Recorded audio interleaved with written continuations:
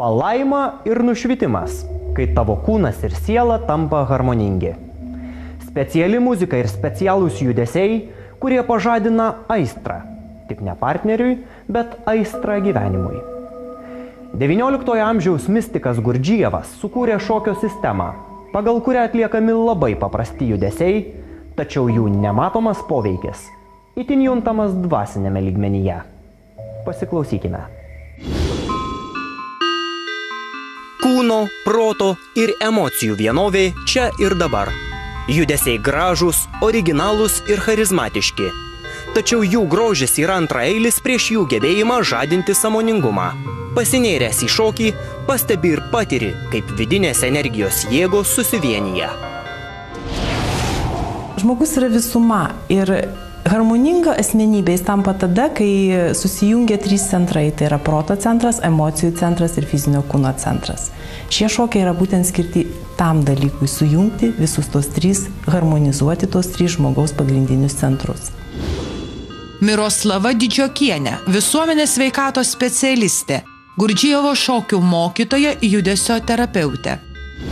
Visų šitų šokių judesiai yra atėję iš sufizmo, iš Tibeto budizmo praktikų, iš slaptųjų vienuolynų ordinų, kur buvo praktikuojami ritualiniai šokiai ir patys judesiai yra paimti iš ten. Tiesiog jie yra pritaikyti, sukurti tų judesių pagrindų yra sukurti šokiai, kurie, tarytum, jie yra lengviau praktikuoti vakariečių žmogų. Jie nėra tokie sudėtingi, bet tie judesiai veikia taip pat. Tai yra kaip akupunktūriniai judesiai, kurie įjungia meridianus ir tuo pačiu harmonizuoja žmogaus energiją. Netgi skaitant literatūroje, Gurdžijevas yra akcentavęs, kad šokio piešinys, ne atskiri judesiai, bet pats šokio piešinys, pradžioje šokio yra suardoma aura žmogaus, o pabaigoje šokio aura yra tarytum sujungiama, jau švari, graži, be jokių pramušimų, vėl žmogus tarytum atsinaujina. Mistiko Gurdžijevo šokių judesiams būdingas nuolatinis kitimas ir netikėti sukrėtimai, kurie sudaro tiesioginį energijos perdavimo ryšį su centrais esančiais kitapus proto. Jie reikalauja koordinacijos ir susikaupimo. Gal todėl daugelis šokančių pripažįsta, kad tapo kur kas atidesni ir jų gyvenime nebeliko blaškymosi. Žmogus turi visapusiškai tobulėti, kad reiškia ir protinis darbas būtų, ir fizinis, ir kažkaip dvasia vystytus. Tai va, Gurdžijevo šokiai būtent jie tos dalykus apjungia, kad žmogus jisai turi visapusišką tokį, kaip kas vienas iš svarbiausių dalykų, kad jo emocijos, jo protas, jo dvasia tampa kaip ir harmoninga sistema, ko dabar labai trūksta visuomeniai. Mindaugas Jakštas, aplinkosaugos inžinierius, domisi įvairių kultūrų sakraliniais šokiais.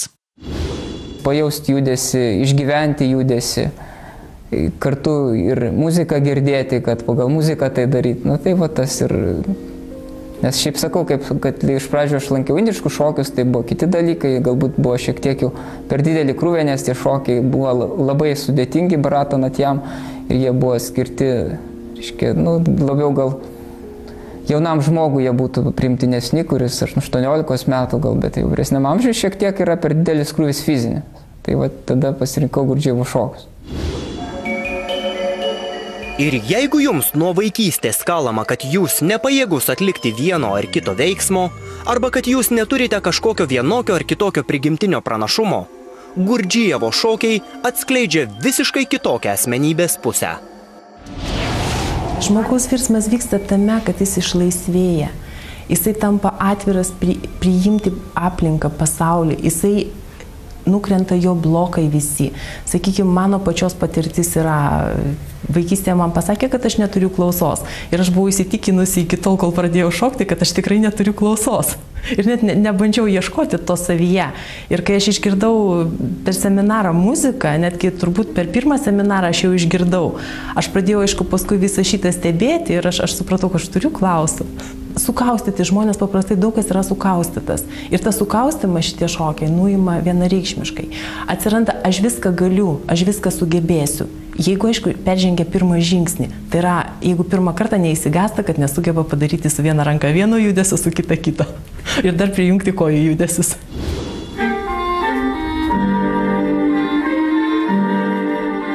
Viena privaloma sąlyga akivaizdiems pokyčiams Šie šokiai turi būti šokami grupėje, nes per tarpusavio minčių ir emocijų sukuriamą distanciją juntama bendra šokio vibracija, per kurią atsiranda gebėjimas pasinerti į tam tikrą jausmą, vidinę būseną, išlaisvinančią nuo praeities baimių, slogių prisiminimų, nuoskaudų.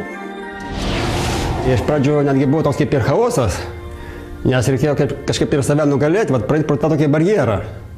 Nes prieš tai netgi kūnas kaip ir priešinosi. Reikėjo nugalėti save. Romualdas Rinkūn, stalius staklininkas, nuo įtampos ir streso vaduojasi per sakralinius šokius.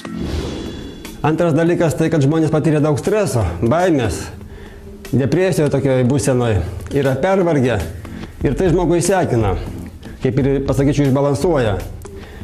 O tie šokiai jie kaip ir atstato, padeda žmogui atstoti ant kojų, kaip ir subalansuoja ne tik fizinį kūną, bet ir kitus kūnus. Ir netgi padeda žmogui atsikratyti tai, kas yra sunkiausia, tai, kas jam gal netrukdo būti laisvam. Kažkas varžo ar yra sukaustytas ir panašiai. Gurdžijevo šokio judesiai padeda sukurti naują neurologinį ryšį tarp kairiojo ir dešiniojo smegenų pusrutulių. O tai svarbu harmonizuojant žmogų fiziškai, emociškai ir intelektualiai. Labai paprastas rankos judesys yra 1, 2, 3, 4, 5, 6. O kita ranka tiesiog nuo kitos pozicijos dirba. Ir jeigu jas abidvi sujungus yra 1, 2, 3, 4, 5, 6. Viena ranka tarytum juda labai paprastai, o kai reikia antrą ranką nuo ketvirtos pozicijos prijungti, jau pakankamai tampa sudėtinga. Bet būtent šitas dalykas ir harmonizuoja smegenų pusrutulių veiklą. Atsiranda nauji neurologiniai ryšiai. Ir Gurdžijevo šokių pagrindas ir yra nesinchroniški judesiai, nesimetriški. Viena ranka gali daryti judesį apvalų, kita ranka kvadratinį. Jeigu nuolat skubantis ir labai užsiėmęs žmogus neturi galimybės 5 metams pasislėpti kalnuose ir medituoti, įsiklausyti į save ir atkurti vidinę rimtį, jis tai gali pasiekti šokdamas sakralinius Gurdžijevo šokius. Gydymas vyksta per tai, kad žmogus tampa harmoningas, žmogus tampa ramus. Iš tiesų stresą labai gerai nuima tie šokiai. Kadangi tai yra, galima pavadinti, meditacija atmerktom akim. Šokant šokius, galvoti apie kažkokius judesius, dar kažkokią papildomą, tik apie judesius galvojama. Galvoti apie kažką papildomą praktiškai neįmanoma. Visi pripažįsta, kad visos mintys dingsta. Ir ypač kai pirmą kartą ateina, tai sako išvis toks jausmas, kad atsidūrė kažkur tai kitame pasaulyje, kitoje realybėje ir tarytum pabendrauja su savim. Žmonėm keistas tas pojūtis, kada tarytum šokį kažką veiki, ne tai, kad sėdi medituoji ir vis tiek tarytum pabendrauji su savim taip atvirai, nuoširdžiai, nes viskas nukrypsta į save tada. Vidinė kova tarp aš negaliu ir aš privalau išreiškiama per šios paprastus judesius, kurie, kaip būtų neįtikėtina, suteikia didelį vidinį džiaugsmą. Tie šokiai yra gan tokie geri, kad jie pradžiugina. Ir biškai pramokas norisi dar naujesnių šokių, dar naujesnių. Ir tai tada toks yra kaip vidinė, tokia ramybė, toks džiaugsmas, toks pasitenkinimas.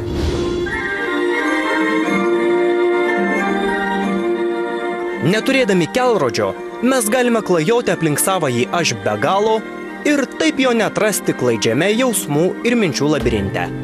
Vidinis dėmesio šokis, kuris leidžia pajusti ne partnerio, o pirmiausiai savojo kūno vidų. Per tokį pažinimą tiesiausias kelias pavyti sėkmę ir patikėti savo jėgomis. Argi ne to mes sąmoningai siekiame visą savo gyvenimą?